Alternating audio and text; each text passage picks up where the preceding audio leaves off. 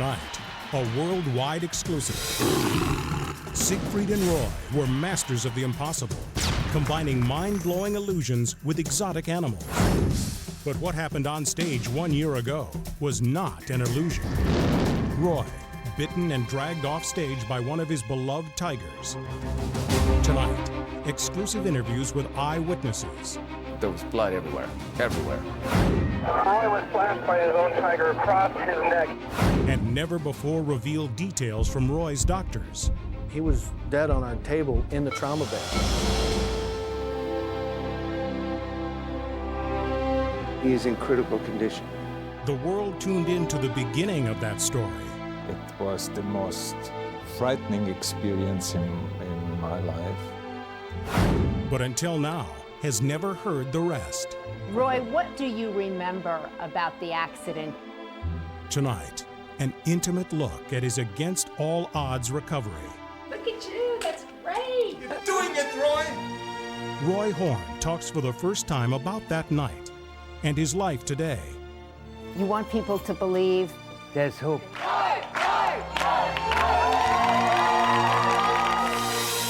Siegfried and Roy, the miracle. And now, Maria Shriver. it's called the Las Vegas Strip, a 4-mile stretch of neon spectacle in the heart of the Nevada desert. It's here that two German immigrants, known around the world simply as Siegfried and Roy, created the longest-running show this town has ever seen, and in the process, reinvented America's taste in entertainment. But last October, a freak accident on stage nearly cost Roy his life and closed their famous show forever. As you will hear tonight, this last year has been quite a journey for both Siegfried and Roy, one filled with its share of sadness and pain, but far outweighed by its inspiration and miracles.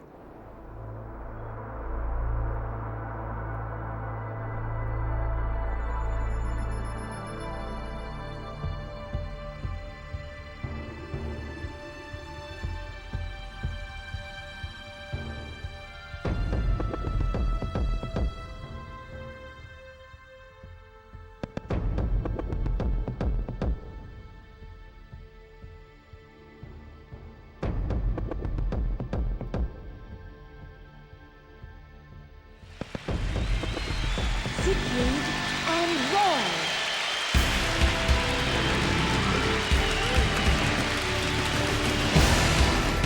They were masters of illusion, creators of the impossible, performers of the spectacular. Show after show, night after night, for 44 years, Siegfried and Roy captivated audiences around the world. Almost 30,000 performances went like clockwork. 40 million people wowed. But no amount of planning, order, or discipline could ultimately control what happened last fall. Roy, what do you remember about the accident? Do you remember what happened that night? A lot of things. First of all, I was stunned like everybody else. You were stunned. Of course I was stunned. On October 3rd, Roy's 59th birthday, something went terribly wrong. That's what all the thing happened. And usually Roy introduced Manticore to the audience. This is Manticore.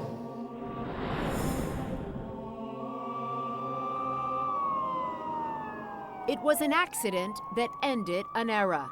The curtain fell forever on two legendary entertainers whose exit was as dramatic as any illusion they'd ever performed.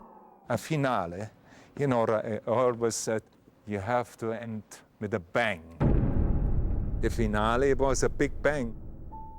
Roy, do you miss doing your show every night? I miss my audience. You miss the audience. They give me power.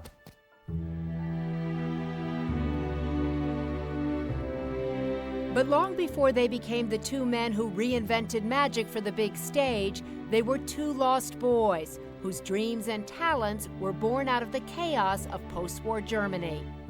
Siegfried Fischbacher and Roy Uwe Ludwig Horn both grew up with fathers shattered by war who turned to alcohol. Their sons, in turn, created lives of intense fantasy to escape the difficulties at home. By 8, Siegfried was studying magic, enchanted by its effect on others. The first time I really got attention with my father was when I showed him my first magic trick. He said, "How did you do that?" And that was magic to me. 400 miles north, a young Roy found his magic in animals, and while volunteering at the zoo, bonded with the cheetah he later adopted. My idea was not to become a magician. My idea was just to basically run away from home. It was aboard a steamship in 1959 that a 15-year-old bellboy, Roy, met a 20-year-old Siegfried, who was working as a steward by day, magician by night. One evening, Siegfried asked Roy to assist him on stage. In that move, magic was made. They say, "Could you do this, what you did with this rabbit? Could you do this with a cheetah?" And I said, in magic, anything is possible. And I think that was the beginning of a team. Once that cheetah came out of the trunk, instead of a rabbit out of a hat, there was no putting a lid on this act. They hit the road, playing club after club, crisscrossing Europe with their cheetah in tow. But it was in a 1970s America, in a growing city of neon, that these two wandering magicians finally found a home. They staked their claim on the Las Vegas Strip, and with the debut of their multi-million-dollar show at the Mirage, changed the course of entertainment history. 5 minutes, please, ladies and gentlemen. This is your 5-minute call. To be Siegfried and Roy was a full-time job. For the sake of their craft, their illusions, and their lives, these Vegas wunderkinds dedicated every moment of their waking hours to a near fanatical pursuit of perfection. Places, please, ladies and gentlemen. This is your places call. In 3, 2, 1. Ladies and gentlemen, Siegfried and Roy. I think what we put on stage, it was everybody's dream. Forget the magic wands, hats, and rabbits. This was magic to boggle the mind. Siegfried and Roy had ideas for illusions that no one, forget about never having done them. No one had ever even thought of these things. It was a supersized spectacle, and everything about it was big and over the top. From the vanishing elephant to the smoke-belching dragon to those unbelievable codpieces they wore. It was a cat pack to rival any rat pack. When you go to New York, you see the Statue of Liberty. When you come to Las Vegas, you see Siegfried and Roy. They are bigger than life. They are this thing known as Siegfried and Roy. They really are. They walk around with wild animals standing next to them. They live that way. They breathe that way. They are those men. I always said, my life is the show, and the show is my life. But with that amazing show over, life still goes on for these remarkable men, who tonight will speak out together for the first time. It's been almost 1 year since the accident. Tell me what this year has been like for you. I live every day as a camp, because tomorrow is given to nobody. But I see the future. I see the light on the end of the tunnel. When we come back, a moment-by-moment account of what happened on stage that fateful night.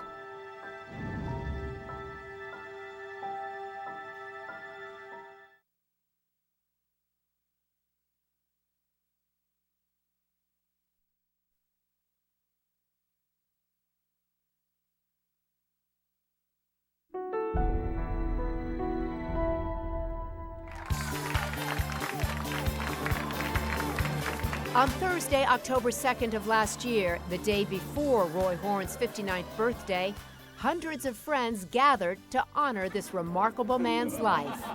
At 59, I'm celebrating and celebrating and celebrating.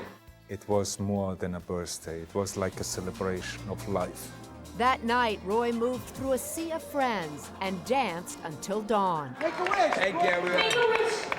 At midnight, as he made his birthday wish, there was no way for him to know just how precious this moment would be. Within 24 hours, his world would be torn apart. The next night began like any other in Las Vegas. As the sun went down, the Strip lit up. People crowded casinos and lined up for the evening shows. Backstage at the Mirage, performers were getting ready. In their dressing room, Siegfried and Roy were talking, ironically on this night, about possible retirement. And outside the theater, an audience walked by a history in pictures, unaware as they passed through the doors that tonight's show would end like no other. This computer animation shows the layout of the theater. Sitting directly in front of the stage in row D, table 2, were Connecticut newlyweds on their honeymoon. We knew that Siegfried and Roy were magicians. Beyond that, we really didn't know what to expect. Sitting just behind the newlyweds in row F were two friends from Philadelphia, out for a guys' night on the town. It was amazing. Best seats in the house, by far. Everybody's buzzing, the place is buzzing. At 7:30 p.m., like clockwork, the first show of the night began. The show itself was incredible. There were so many costumes and dancers. The show is just complete, organized chaos. But 45 minutes into the show, trouble started. I would like you to meet someone. Someone who would love to meet you. It started during a brief scene change. Roy walked out to greet the audience with one of his tigers, something he did every night. What you are seeing is not video from the evening in question. That tape is not being released in order to protect Roy's privacy. This video is from another night, and it shows the performance as it normally occurred. It was just Roy and the tiger, and he said, you know, I'd like you to meet my friend. This is his first show, so he's a little nervous. So I'm sitting there and I'm like, great. It's this cat's first time on stage. Look at how big that thing is. Montecore was 400 pounds of pure muscle, but it wasn't his first time on stage. That was just a line Roy used to boost the drama. This is Montecore.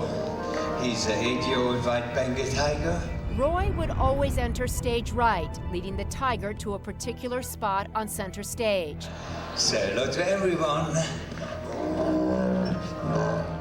Following the script, the tiger would kiss and nuzzle Roy and be rewarded with a treat. The two would then walk off stage left. But that night, when Montecore got to center stage, he didn't follow the routine. The tiger started walking away from Roy. There was some sort of commotion between the tiger and Roy. Something happened.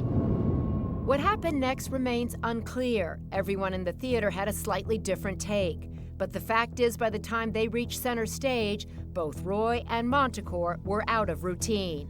To get Montecore's attention and back into routine, Roy used his standard technique. You noticed Roy tapping the tiger on the snout with the microphone. By this time, Siegfried and several animal handlers had started moving in to help Roy. And that's when the tiger grabbed Roy's arm. When Roy ordered the cat to release his arm, he did. But for whatever reason, Roy began to fall. Montecore then leaned into Roy and picked him up by the neck. The tiger bit him on the neck and just trotted off stage. Very nonchalantly, matter-of-factly. There was no blood, there was no screaming. There were no signs of struggle. Roy did not flail about or scream. It was eerily quiet. But not backstage, where crew members faced a horrifying sight. Montecore, now back in routine, was headed to his cage. but was carrying Roy right along with him. I just went running downstage. Acting on pure adrenaline, crew members jumped into action. When I got down there, I immediately grabbed Monocore by the tail and shifted his weight upstage. Using a nearby fire extinguisher, another crew member startled the cat. It's cold, it's loud, and I hear somebody say he's free. And the moment he was, an electrician raced to Roy's aid. All I knew from then on is that I started life-saving procedures. There was blood everywhere, everywhere. I started moving his hair out of the way and to see where the blood was coming from. There was a major gash here in his throat that I plugged with my left hand. It was just pandemonium. As stagehands worked furiously backstage to staunch the flow of blood, a frantic Siegfried moved to the other side of the curtain to address an audience sitting in stunned disbelief. Here comes Siegfried, visibly upset. He said, very much in a rush, "I'm sorry, we're gonna have to cancel the show, I'm sorry." And then he ran off stage. Now I'm starting to think, all right, either the curtain's going up and this is the greatest thing I've ever seen, or Roy's really hurt. Roy was in fact bleeding to death behind the curtain as quick-thinking crew members tried to apply pressure to his wounds. The whole time we were doing this, he's like, I gotta get up, I gotta go to my dressing room. And we're like, no, Roy, you need to sit right here. We need you to stay right here. At 8:19 p.m., in the midst of chaos, a calm call to 911 went out for help. We need paramedics at the Siegfried Roy Theater. Roy Warren has been bitten by a tiger. 8:20, Clark County Rescue Team 12 got the call. Delta Code 3, a life-threatening animal bite. Rescue 12 responding to the Mirage Hotel on a 421 Delta, response an animal bite. Rescue 12 copy. 8:24, less than 4 minutes after getting the call, the paramedics arrived. Roy was in his costume. There was 3 or 4 people sitting on him, holding him down and applying pressure to his neck. As the team from Rescue 12 did its best to dress Roy's wounds, transport paramedics from Southwest Ambulance also arrived and took in the scene. There was nothing that we could really do for him on scene there. He needed to be in the trauma center. 8:31, just 12 minutes after the call for help was placed, Roy was on an ambulance and going into shock. This patient is going downhill and he's going down fast. Paramedics radioed ahead, preparing the trauma team for what to expect. Roy was slashed by his own tiger across his neck. He's unable to maintain his own airway. He is altered, unable to speak. We are unable to get a blood pressure at this time. Heart rate of 142. But as they raced Roy through the back streets, a totally unexpected problem arose. An oncoming train now blocked their path, potentially robbing Roy of minutes he could not spare. The driver spun around, quickly choosing another route. At 8:39, just 20 minutes after the ordeal began, the ambulance pulled into the trauma center. We were literally running into the trauma center. My last image of Roy, he was laying on the bed. In my mind, he's taking his last couple breaths. Unable to breathe and having lost much of his blood, the moment everyone feared was imminent. He's dying with each tick of the clock.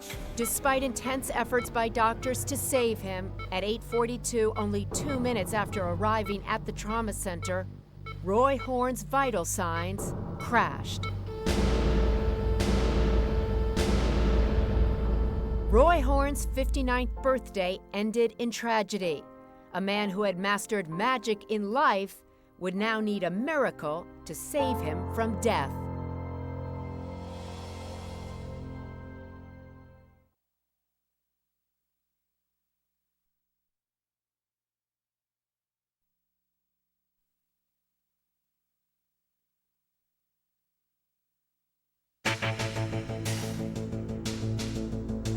Last October 3rd, as Las Vegas pulsed with its vibrant nightlife, one of its greatest legends slipped away. There's no technicality to it. I mean, he was dead on our table in the trauma bay.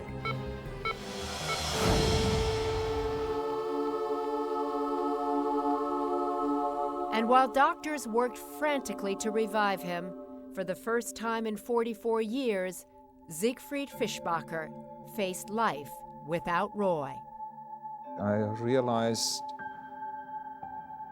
what everything meant, what Roy really meant, what he did in my life, what he did for my life. They're partners. They have a relationship that is really different than any other relationship I've ever come in contact with in my life. Day and night together, side by side at great risk with the animals, side by side preparing, side by side driving home, constantly together. They were sensational, on stage and off. We are pleased to have you at our house, our home in the middle of the desert. They called their incredible home the Jungle Palace and shared it with their cats. Our dream is actually to create another Garden of Eden. Their house, like everything about them, was over the top. Liberace, eat your heart out. And their lives, always the subject of speculation. We have been called crazy, outrageous. Now they call us colorful and eccentric. But however they were described, their dynamic worked. And over the years, as they transformed childhood dreams into magical big business, they too acknowledged the power of their partnership. We had our ups and downs, and sometimes we didn't know what is tomorrow. But I was lucky enough to have a partner who dedicated his life to our goal, and with his strengths, he gave me the confidence to make our dreams come true. But now, 44 years of dreams were about to end in darkness. While hundreds spontaneously gathered outside the hospital to pray, inside, Dr. Jay Coates headed up a trauma team fighting to revive a lifeless Roy. You've classically got about 5 minutes. After that, you usually start developing irreparable brain damage. Every second was critical as doctors worked to restart Roy's heart. It was a long, tense minute, but finally, they got their beat. With one miracle under their belts, doctors rushed Roy into the OR. What they found was alarming. Not one wound, but 4. 2 punctures below his hairline and 2 lacerations on the front of his neck. These were massive, massive lacerations. And they had catastrophic implications.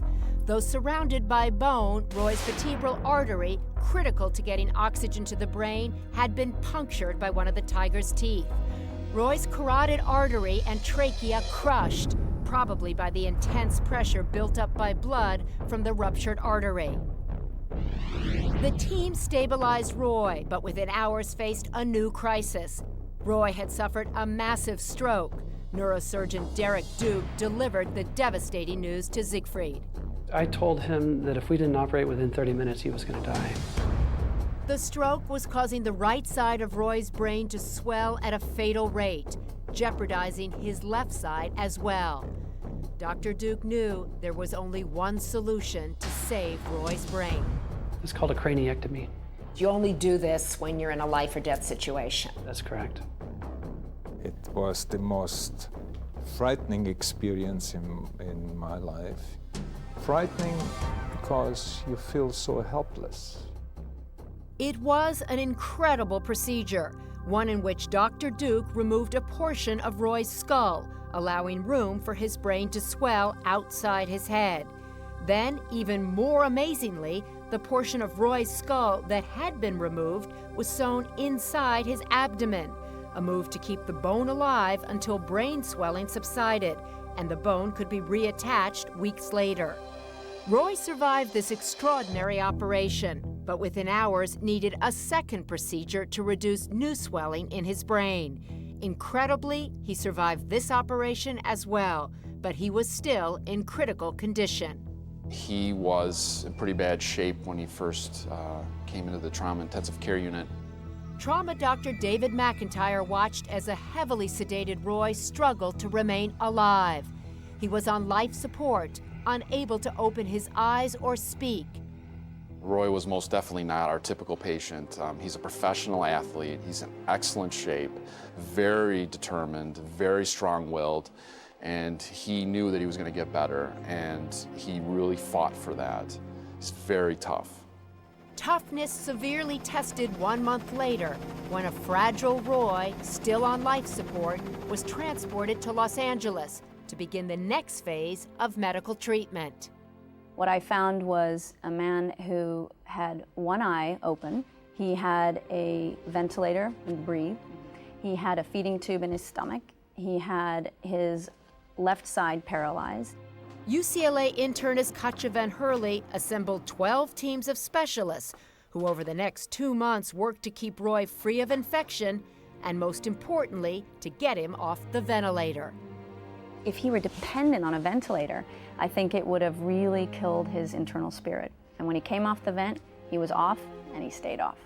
That's a huge victory. Huge, enormous. The next major breakthrough for Roy came when his brain swelling finally subsided, allowing doctors to remove the piece of bone from his abdomen and reattach it to his skull. Dr. Duke flew to Los Angeles to assist in the operation. People are saying this is a miracle. Do you subscribe to that word? Many different things along the way could have taken his life, and so it's most definitely a miracle that he survived this. Roy is deeply grateful for the miracle of modern medicine, but attributes his second chance at life to a higher power. In fact, he says that as he lay on the operating table that night, he had a near-death experience and saw heaven, one filled with all the animals of his past. I saw a bank of white light. You saw a bank of white light. And then I saw all my beloved animals will pass on over the years. You had the experience of leaving your body. For a moment, I stepped out of my body and I said to myself, I'm going to be okay. I'm going to survive this.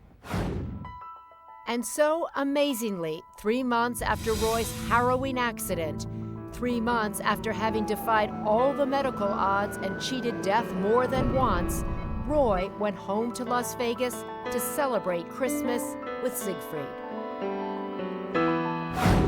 Coming up, an intimate look at Roy's recovery. You're doing it, Roy! A reunion with Montecore. Montecore, hello, hello. And Siegfried and Roy talk for the first time about what happened 1 year ago. Do you remember Roy being carried by Montecore across the stage? You do?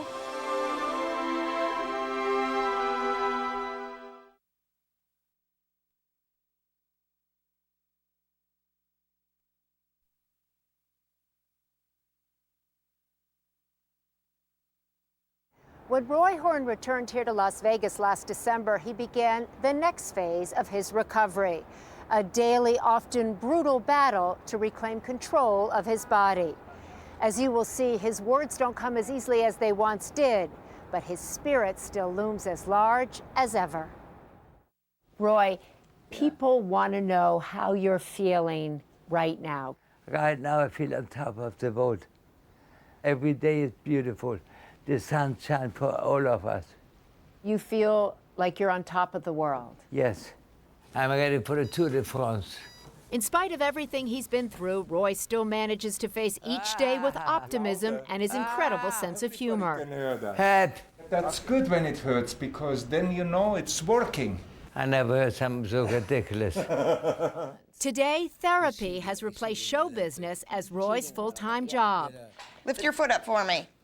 Roy said to me last night, this is his second job. Oh, yeah. Except the pay is lousy. The pay is lousy. Definitely. 11, 12. With an army of therapists pushing him daily, What about the last 7?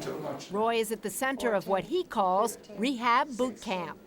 All right. Okay. And the routine is often tough, tedious, and excruciating. In case you stretch your hand. The whole hospital is empty now. Yeah. They all run away because this is torture chamber.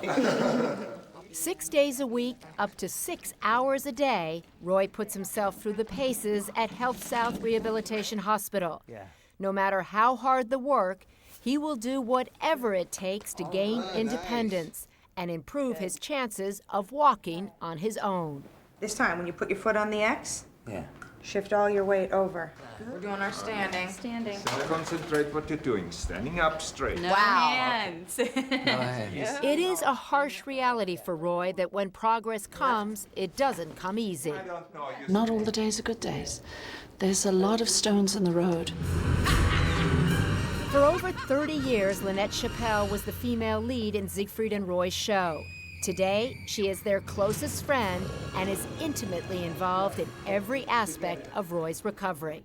He just doesn't give up. He keeps pushing and pushing and pushing. It's just awesome. It's inspiring. Come on, push hard, push. Good. Excellent. All right. Good, and bring it back. Hard, push.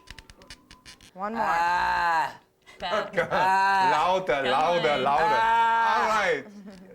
Roy's therapist, Mindy Conklin and Danielle Morcom, say the will of this former athlete is daunting. If I can do it, everybody can do it.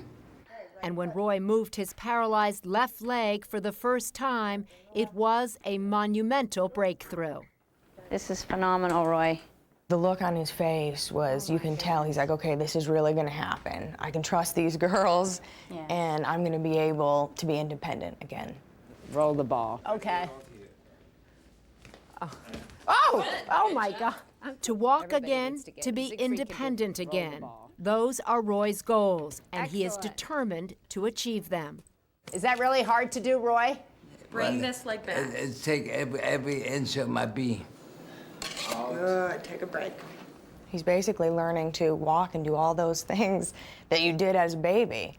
All right, you're doing it, man. And now he's got to focus and actually do it as an adult with a side of the body that doesn't want to listen. Look at that, yes. How difficult is this? Every inch of your skin hurts. Every inch of you hurts. Yeah, Every day. yeah. I cried myself to sleep many times. You have to rediscover that there's God. And when you believe in God, then you're safe. Your faith helps you through. You have to have faith, and you have friends. He frequently asks me, well, when is this going to go away? When am I going to be able to straighten my arm? That's a hard question because we don't have that answer. We don't know when that's going to come and when it's going to get better. Or it might not get better. And it might not get better, exactly. And that's a hard thing for any patient to accept. Especially if you're Roy Horn, who refuses to take no for an answer. Hi, how are you doing? Good, Roy, how are you? Feeling he needed to be challenged, in August, Roy went to Denver to the renowned Craig Hospital, which offers cutting-edge treatment to those with spinal cord and traumatic brain injuries. They opened my eyes, what I was capable of doing. And to see other people going through the same trauma I was going through, there's a big help. But the largest source of healing and inspiration for Roy comes from nature and spending time with his family of animals at his private retreat called Little Bavaria. Somebody knows. Or on his frequent visits to the secret garden where his animals live in splendor. Good boy. I love you too. But no one is more important and inspirational to Roy than Siegfried, the man he calls his best friend, who has stood by his side during this very difficult year. We are a team and we work together, and together we're gonna do it. If he's not gonna be able to use his left arm, then I'm gonna be his left arm. Tell me, Siegfried, what is it like for you now every day? Does it still feel like an everyday struggle? It breaks my heart sometimes. But at the most of the time, it's heartwarming. It's bitter and it's sweet. Now I know life is a gift. There you go. Look at you, that's great. All right, you're doing it. If I wouldn't see it with my own eyes, Hallelujah. Hallelujah. Yes. Left. You're doing it, Roy. Siegfried and Roy are clearly a powerful team, one now focused not on creating illusions, but on dealing with reality. Roy, when you're alone in your room, do you ever say, I am so mad, I am so angry that this happened to me, why me? Well, it's human nature, isn't it? Yes, it is human nature. Well, he asked me one time why this has happened. And the honest answer what I could say is, it just happened. And he smiled and said, I said to him, this is very inconvenient. It don't pass in my plan. You said this is very inconvenient to have had this accident and it was not part of your plan. Right, because I have so many projects and I haven't completed them yet. When we come back, Roy talks about those projects and about the accident.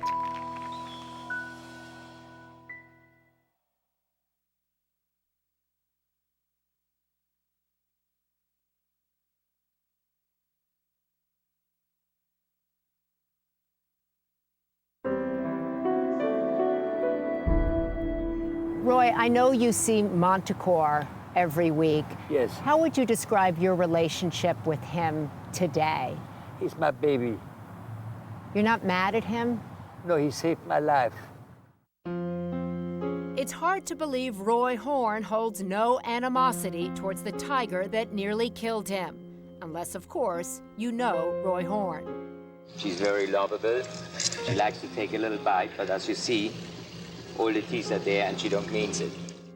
This is, after all, a man whose life has been devoted to the preservation of exotic cats, who has bred, nurtured, and cavorted with some of the world's most dangerous animals. They're part of me. I'm part of them. We're one. You're one. Were you ever scared to perform with your animals? Never. Impossible for most people to fathom. But in fact, what Roy says happened that night only strengthens his trust in animals, especially in Montecore. What Roy remembers of that night on stage is consistent with eyewitness accounts, except for one thing. Roy says he fell not because of anything Montecore did, but rather because of his own high blood pressure. It is just my body. I have high blood pressure. It is the stroke. So you believe you had a stroke, you fell? Yes, correct, absolutely. I saw exactly what happened. Roy tumbled, and Montecore right away, he realized, and I realized, he is in trouble. He needs some help, and we went out, and that's what we did. You believe that Montecore realized you were in trouble and just picked you up and took you off stage for help? Yeah, that's how wonderful they are. Look, if he wanted to fight in 2 seconds, it would be finished, and he wouldn't sit here. Do you remember Roy being carried by Montecore across the stage? You do? Yeah, he dragged me all the way. Do you remember what you were thinking at that moment? Dear God, let this be just a bad nightmare.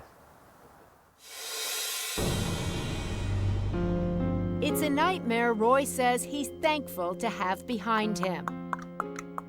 Montecore, hello, hello. Does Montecore know his name? I hope so by now. He's the most famous tiger in the world. Roy's bond with Montecore goes back to the tiger's birth, when Montecore's mother abandoned him and Roy nursed the cub. Good boy. He is the sweetest tigers in the world, so I forgive him instantly. There's no bad feeling of any kind. It is his remarkable ability to forgive the past and focus on the future that has always distinguished Roy Horn. Do you have a specific goal now for yourself? Yeah, I don't want to ask no one to give me anything anymore. I want to get it myself. Today, at 59, Roy is intent on attaining his goals, to get back to work and to continue inspiring others. I hope I can help people. You've become an inspiration. Hopefully. But I love people. Thank you. How's Roy doing? He's doing great. Thank you very much for asking. All right. And people still love Siegfried and Roy. They continue to flock to the secret garden, buy up their collectibles, and shower these legendary men with love. And while their famous show may be over, believe it or not, Siegfried and Roy don't rule out returning to the stage. Siegfried and I will always do some show business. This is our nature. Please welcome the one, the only, Siegfried and Roy. Today, they're working their magic in prime time. One of the most talked about television shows of the new season is theirs. Together with Jeffrey Katzenberg, the creative force behind Shrek, Father of the Pride is introducing Siegfried and Roy to a whole new generation. Greetings, lovely animals. Hello. Okay, enough with the chit-chat. Their vision continues to be as grand as ever, and they're reaching out to a whole new audience through television, inspirational books, and now by discovering new talent and giving other performers a chance at success. We want to sponsor new talents. We want to share. You want to share that with other people. You want to help other people realize their dreams now. I want to push them and help them and give in my expertise. Last month in Las Vegas, on the very stage where they launched their own career 34 years ago, Siegfried and Roy